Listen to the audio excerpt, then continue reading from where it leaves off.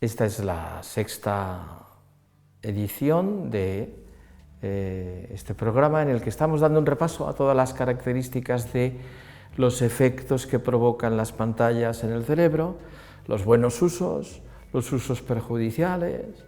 Y mientras estábamos estudiando todo esto y todos intentando saber qué era mejor y qué era peor, llegó una pandemia al mundo entero.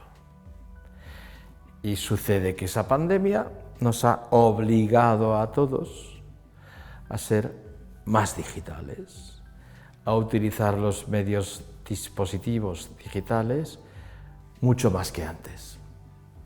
Ya no solo en nuestra comunicación, ya no solo en nuestros medios, en nuestros actos de compra, ya no solo para tener información, sino que nos hemos encontrado que en las aulas de nuestros hijos ya todos, o la gran mayoría, utilizan tablet, unos en un grado mayor, otros en un grado menor. Y claro, es una pregunta hoy relevante e insistente: ¿en qué medida los profesores saben enseñar con medios digitales? Hay quienes han empezado hace más años, hay quienes todavía no habían empezado y se han encontrado con que tienen que hacerlo desde la pandemia, y lo primero que han tenido que aprender ellos es a encender la tablet porque no sabían eso. Y en este momento hay como una especie de duda generalizada sobre si esto es mejor, es peor, Bueno, yo creo que si todos estudiamos un poco más y atendemos a lo que están diciendo el profesorado, empezaremos a darnos cuenta de que ya dudas no hay. Las ha habido y era lógico, porque estaba el tema de la memoria, estaba el tema de cómo aprender, estaba el tema de... Ya se sabía que los chavales, los de 10, 11, 12, 13 años, con una tablet están mucho más motivados. Eso se sabía. ¿Por qué? Porque les gusta. Ya hemos explicado en algunos capítulos anteriores que las pantallas nos gustan a todos, porque despiertan nuestro interés, nuestro aprendizaje. Bien, eso ya se sabía. Pero también se temía que había perjuicios sobre la posible dependencia, etc. Nosotros en la Universidad Complutense hemos hecho una encuesta a 700 profesores, 750 más exactamente, que todos llevaran 3 años como mínimo ya utilizando las pantallas. Esto se nos ocurrió justo antes de la pandemia, con lo cual ya antes de la pandemia teníamos 750 respuestas a una encuesta de 750 profesores. En esas respuestas, lo que más destacaba es que los profesores decían, el 80% del profesorado decía que había mejorado mucho la motivación de sus alumnos. Era obvio, ya lo sabíamos. Luego vimos que también decían que había mejorado la atención. Y ahí había una cierta disparidad, porque hay muchos profesores hoy que dicen, uy, con las pantallas los chavales se distraen mucho en clase. Bien, puede ser. Yo me acuerdo que cuando yo era profe hace muchos años, yo tenía 20 y pocos, había algunos profes a los que teníamos que ayudar y yo iba de vigilante de otro profe porque ese profe no conseguía mantener la atención en clase. Luego, la atención en clase no solo depende de tener pantalla o no, también depende del profesor. Y entonces, cuando a mí hoy me dicen, es que se distraen mucho, bueno, intenta que no se distraigan. También se te pueden distraer todos teniendo libros de texto. De hecho, hay una preocupación de si determinados aprendizajes digitales facilitan tanto el trabajo que los chavales se vuelven más cómodos. Yo creo que no. De hecho, en esa encuesta a los 750 profesores, la pregunta más importante que nosotros hacíamos era: ¿crees que mejora la eficacia educativa? Y el 82% habían dicho sí, mejora mucho la eficacia educativa. Claro, todos esos resultados nos sorprendieron porque había un debate relevante en España. Pero llegó la pandemia y entonces todos los profesores se metieron en el mundo del aula y de las tabletas, etc. Y hemos tenido la suerte de poder coger, no han sido tantos esta vez, pero ha habido muchos profesores que ya habían contestado y a los que les hemos pedido que afirmaran o se reafirmaran en las afirmaciones que habían hecho, y además se han incorporado otros que no habían participado en la primera encuesta. Por lo tanto, hoy tenemos muchos datos del criterio del profesorado. El criterio del profesorado en general, os lo digo muy claramente, es que las pantallas mejoran la atención, mejoran la motivación y mejoran la eficacia educativa. Hay que saberlo hacer, hay que saber trasladar que una tablet en una clase de biología, por supuesto que da mucha más información, tenemos mucha más información en Internet que en un libro de texto. No te digo ya la clase de geografía donde puede ver las cataratas del que le estás explicando, el volcán del que le hablas o lo que quieras. Por lo tanto, ¿son buenas las pantallas en clase? Pues depende. Para algunas asignaturas son buenísimas y para algunos fines. Para otros fines no son tan buenas. Por ejemplo, sabemos que con las pantallas, con el móvil, no se memoriza. A ver, ¿cómo lo digo para que se me entienda bien? Con un móvil, con una tablet, un chico, una chica, un padre, una madre, un abuelo, una abuela, no memorizamos nada.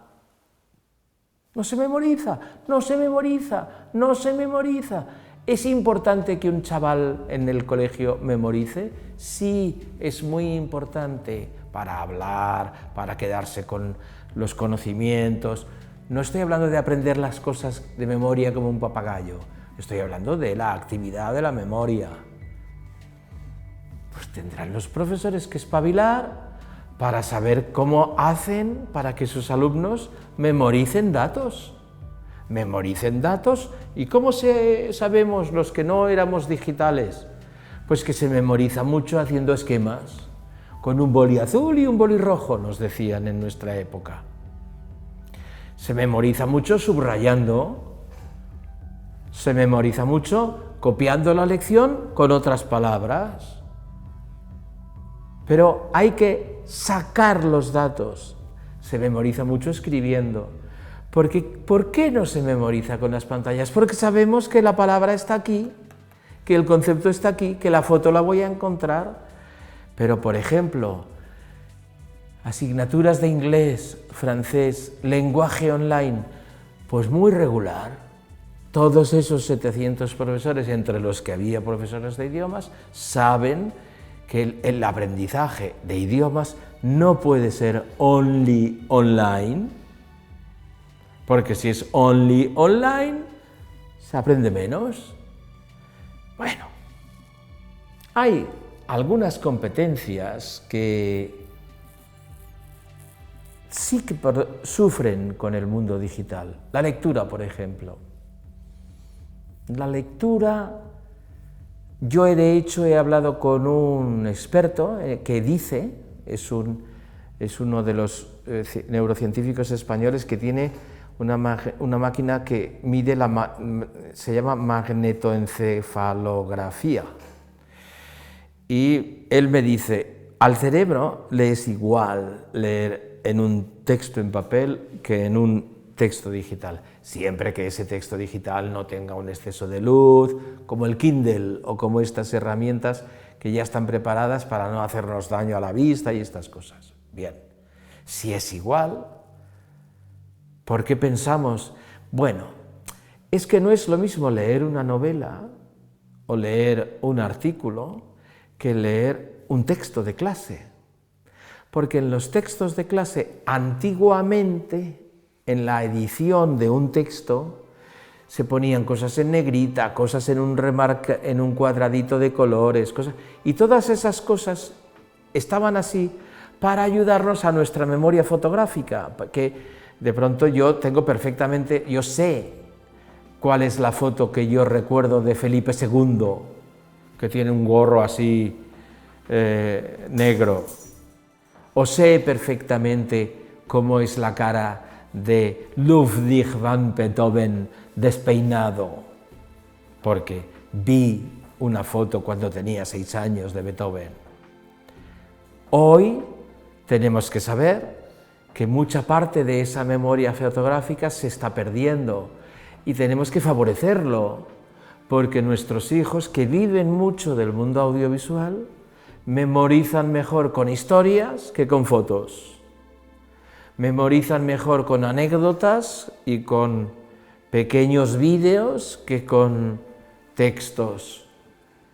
Todas esas características no las podemos obviar, no nos podemos olvidar de que evidentemente hay competencias que se tienen que seguir adquiriendo, como la de escribir bien o como la de dibujar bien.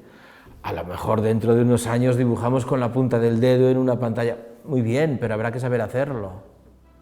La creatividad es muy importante para cualquier aprendizaje. En el proceso del aprendizaje se tiene que dar siempre estas 5 realidades: atención, motivación, asociación o repetición, que es como nos enteramos de algo, memorización y recuerdo. Recuerdo quiere decir que tengo que volver a sacar el dato para saber si lo tengo, porque si lo memorizo pero allí se queda, en realidad no sé si lo tengo. Ese circuito del aprendizaje hoy un profesor lo tiene que conocer y tiene que saber si sus alumnos, cuando les he explicado el río Ebro, han estado atentos, estaban motivados, han asociado el río Ebro a algunas fotos o no, o les hemos contado la historia de la aparición de la Virgen en Zaragoza en el Pilar y se han quedado con la foto del río Ebro. O les hemos explicado que el río Ebro desemboca en un delta donde hay muchos cultivos, pero evidentemente todo eso tiene que quedarse en la cabeza, entre otras cosas porque a lo mejor alguno de nuestros alumnos acaba trabajando en la Confederación Hidrográfica del Ebro y entonces tiene que saber qué problemática tiene Zaragoza con Valencia y el trasvase del río Ebro. Tenemos que darnos cuenta de que las tabletas, las pantallas, son herramientas que no son ni mejores ni peores, tienen cosas muy buenas y tienen cosas tal, y además no van a desaparecer, pero tampoco tienen que sustituir a nada. Hay un último dato que os gustará saber. Todos los profesores que hemos consultado nos han dicho que hoy los alumnos, los deberes, el concepto de los deberes en casa, que está muy denostado, pues hombre, con las tabletas ha cambiado. El seguimiento del profesor sobre los trabajos de los alumnos ha cambiado. Un profesor puede seguir digitalmente. Es decir, saquemos, como siempre, la parte buena de esta historia y mejoremos la que vemos que puede ser un riesgo o una mala utilización.